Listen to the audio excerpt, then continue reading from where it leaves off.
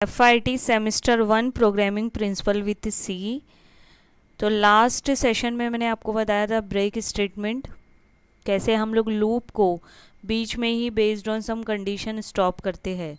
तो अब हम लोग देखेंगे कंटिन्यूस स्टेटमेंट। कंटिन्यूस स्टेटमेंट क्या काम करता है, सिंटैक्स क्या है उसका, फ्लो चार्ट और एक एग्जांपल हम लोग देखेंगे ये सेशन में।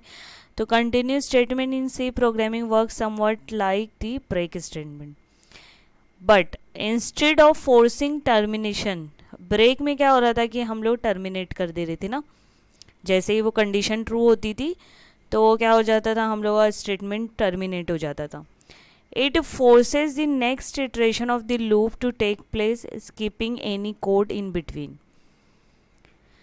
तो कंटिन्यू क्या काम करता है, continue statement cause the conditional test and increment portion of the loop to execute for the while and do while loop. Continue statement cause the program control to pass the conditional test. Syntax क्या है continue का, हम लोग को continue keyword use करना है और semicolon.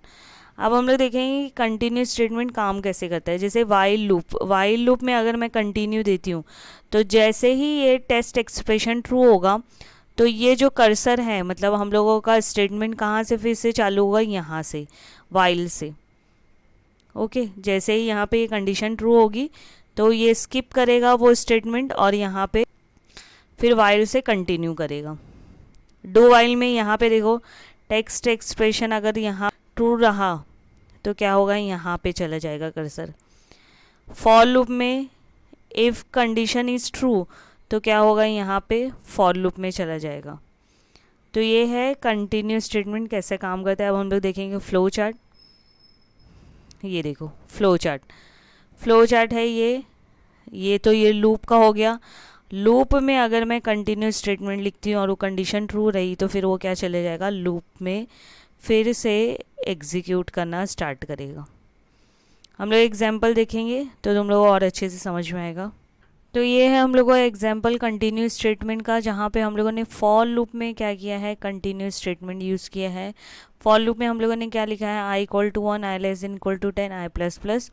और यहाँ पे हम लोग कंडीशन दे रहे हैं इफ़ i = 5। अगर i = 5 रहेगा तो कंटिन्यू करेंगे। इसका मतलब क्या, if value of i = 5 it will continue the loop. मैं आपको आउटपुट दिखाती हूँ, फिर से मैं आपको यहाँ पे एक्सप्लेन करती हूँ। ये देखो आउटपुट क्या है हम लोगों का, 1 2 3 4 5 6 7 8 9 10।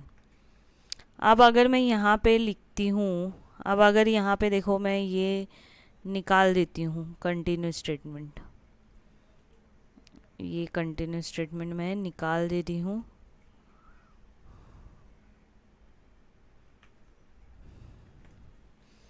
अभी देखो आउटपुट, ये देखो 1 2 3 4 5 6 7 8 9 10।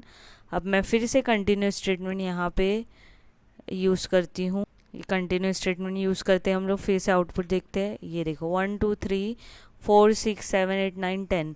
5 वैल्यू प्रिंट नहीं किया, 5 वैल्यू जो है नंबर 5 प्रिंट नहीं किया। ये देखो क्या लिखा है मैंने, इफ़ i = 5 तो 5 नहीं प्रिंट किया उसने, उसके आगे का प्रिंट किया। अगर मैं सपोज यहाँ पे लिखती हूँ ना 6 तो देखो 6 नहीं प्रिंट होगा, सीधे आउटपुट। ये देखो वो स्टेटमेंट को क्या करता है, स्किप करता है वो, और फिर इसे लूप को क्या करता है, वहाँ पे एग्जीक्यूशन स्टार्ट करता है।